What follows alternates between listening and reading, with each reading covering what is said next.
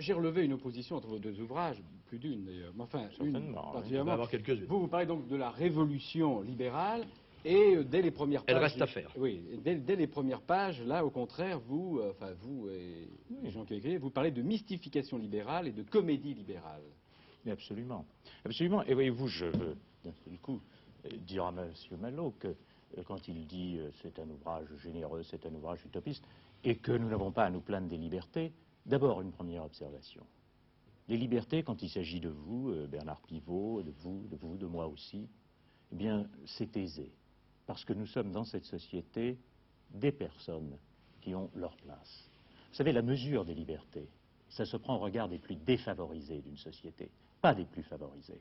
Tocqueville l'avait déjà très bien remarqué quand il disait à propos de l'Ancien Régime que si on était bourgeois à Reims au XVIIIe siècle, eh bien, ma foi, on se sentait assez en sécurité, en liberté. Pas celui qui ne trouvait pas de travail et qui connaissait le grand enfermement. Alors vous nous dites, ça fait généreux, ça fait comtesse de Ségur, pourquoi?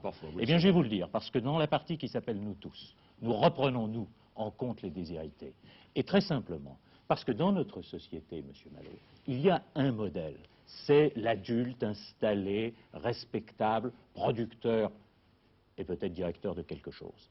Mais si vous partez de ce modèle et que vous vous écartez en cercle concentrique, eh bien d'un seul coup vous alliez fondre ces libertés. Vous avez d'abord, presque identique, en condition droit, mais quand même pas, les femmes. Puis vous descendez, vous avez les malades, puis vous avez les handicapés, puis vous avez les vieillards, puis vous avez les étrangers, puis si vous poursuivez, vous avez les détenus, et si vous terminez, vous avez ce qui est pire que tout, les internés.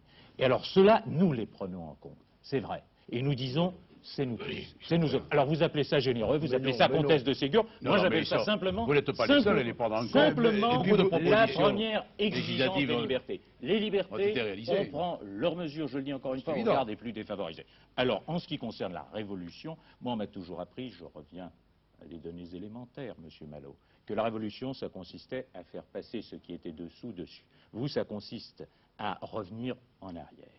Ce que vous appelez liberté, ça n'est même pas le maintien de l'ordre établi. C'est le retour en arrière. Même les réformes modestes qu'on propose vous font horreur. Et voyez-vous, c'est pour ça que dans notre livre, nous parlons de la mystification libérale. Aujourd'hui, on vient vous dire, nous sommes les champions de la liberté avec un grand L. Eh bien, regardez l'histoire.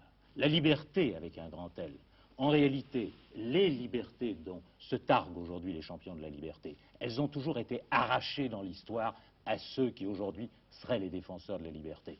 Pour avoir les libertés de la presse, il faut une insurrection à Paris en 1830.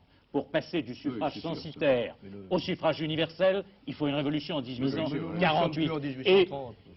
Et lorsque vous en êtes aux droits économiques et sociaux, j'en parlais l'autre jour avec Mauroy à Lille, combien d'hommes sont morts pour le droit de grève? Aujourd'hui, vous dites, mais comment? C'est acquis. C'est acquis grâce à qui? Grâce au mouvement des forces populaires et à ceux qui se sont liés avec elles. Il n'y a qu'un sens de l'histoire. Les libertés, on les gagne. Et on les gagne toujours contre ceux qui sont les champions de l'ordre. Et quand je vous écoute, Monsieur Malo, eh bien je puis vous le dire, vous auriez été ultra sous Polignac, vous auriez été notable sous Guizot, et vous auriez été versaillais sous Thiers. Monsieur Badinter, eh oui. Attendez.